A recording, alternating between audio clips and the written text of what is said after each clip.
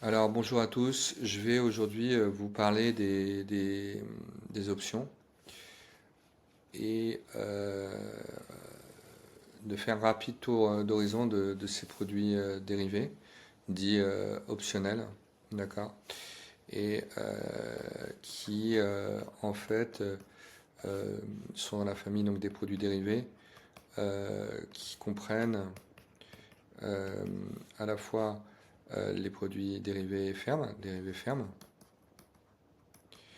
mais aussi les dérivés conditionnels. Donc les dérivés fermes qu'on ne va pas traiter aujourd'hui, ce sont les forwards et les futurs, euh, qui sont en fait une obligation d'acheter ou de vendre un sous-jacent donné qui peut être un taux, une action, une commodity, etc.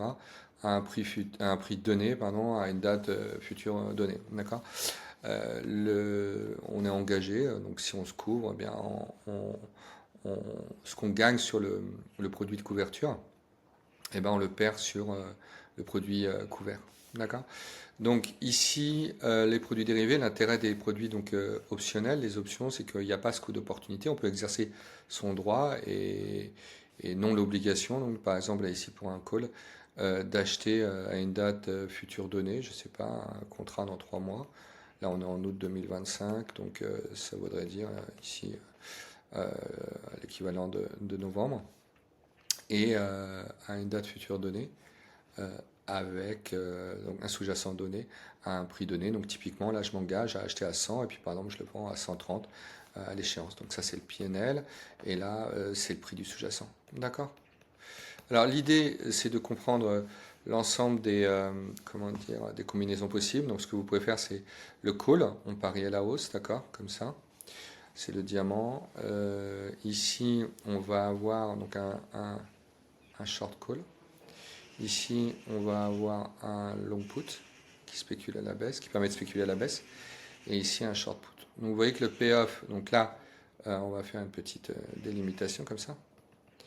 Donc là, vous voyez, ici, ce sont les, euh, les calls, d'accord. Et ici, ce sont les puts. Donc, permettent de spéculer à la hausse et de permettre de spéculer à la baisse sur un sous-jacent donné. D'ailleurs, on dit que les CDS, qui avaient utilisé Michael Burry, c'était un put sur le marché hypothécaire. Il a profité de l'écroulement, de l'explosion du marché hypothécaire. D'accord. Et le problème des banques, là, vous voyez, c'est que elles touchent une prime qui est fixe, mais il y a un payoff qui peut taper à zéro. Et la pire configuration quand on ne détient pas le sous-jacent, c'est être short call. Donc là, c'est long, et ici, c'est short sur les options. Vous voyez, vous pouvez tout à fait retrouver à partir un seul diagramme, vous pouvez retrouver les autres.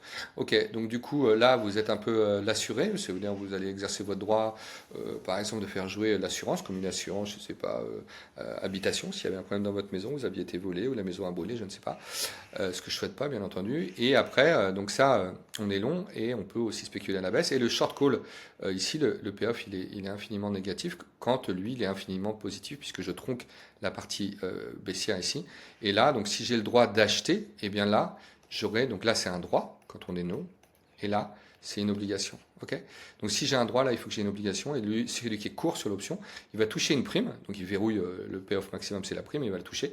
Et si lui il veut exercer par exemple à 100, lui il aura l'obligation par exemple de vendre à 100 et de se racheter, je sais pas moi, à 130. D'accord. Et c'est pas vraiment ce qu'on veut. Vendre à 100 et acheter à 130, on perd 30, moins la prime, et lui, il va gagner 30, plus la prime, là, 30, donc 25, et là, il aura gagné 30, moins 25, d'accord. Put, là, on a l'obligation de vendre, on a le droit de vendre, pardon, et ici, donc, on aura l'obligation d'acheter, de la même manière, par exemple, je ne sais pas, acheter à 100 et revendre à 80. Donc, c'est pas vraiment ce qu'on veut. Voilà, ça, c'est les options, rapidement, par opposition aux dérivés fermes. C'est un produit de couverture, ça peut être aussi un produit de spéculation. Les payoffs qui ressemblent à ceux des assureurs, c'est les shorts où on reçoit une prime et on veut jouer contre la volatilité, contre la réalisation de l'événement. Et là, il y a plutôt des payoffs qui sont plus sympathiques quand on est long sur l'option, avec une prime qu'on doit dépenser pour avoir le droit de profiter de la hausse de la volatilité notamment. Voilà, merci.